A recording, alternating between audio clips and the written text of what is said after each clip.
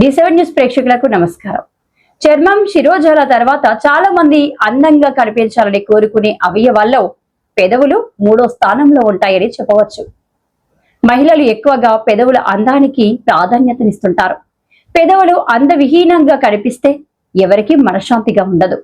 పెదవులు పొడి బారడం లేదా నల్లగా మారడం, కాంతిని కోల్పోవడం వంటివి జరుగుతుంటాయి. ఇందుకు అనేక కారణాలు ఉంటాయి. అయితే పెదవుల అందానికి ఖరీదైన బ్యూటీ పార్లర్ చికిత్సలు అవసరం లేదు.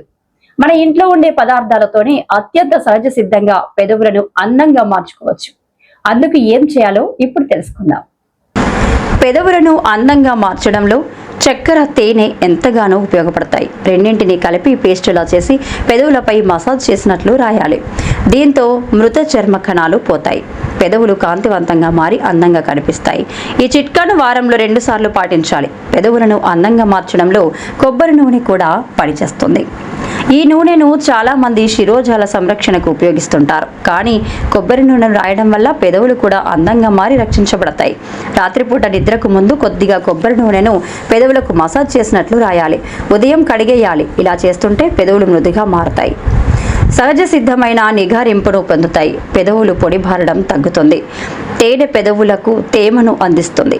తేనెను కొద్దిగా తీసుకొని పెదవులకు రాసి 20 నిమిషాలు అయ్యాక కడిగేయాలి.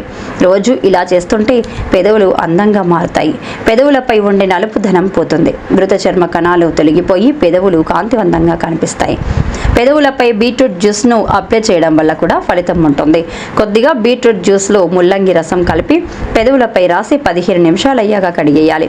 రోజు ఇలా చేస్తుంటే ఈ పెదవులపై ఉండే నలుపుదనం తగ్గిపోతుంది. మీ పెదవులు సహజ సిద్ధంగా పింక్ రంగులోకి మారుతాయి. కలబంద గుజ్జును కొద్దిగా తీసుకొని పెదవులపై రాసి 15 నిమిషాలు అయ్యాక కడిగేయాలి.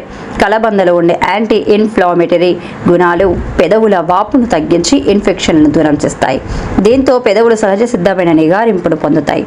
రాత్రిపూట పెదవులపై కాస్త నెయ్యిని రాసి ఉదయం కడిగేస్తున్నా కూడా ఫలితం ఉంటుంది. అయితే నెయ్యిని ఉపయోగించే ముందు కాస్త వేడి చేస్తే మంచిది.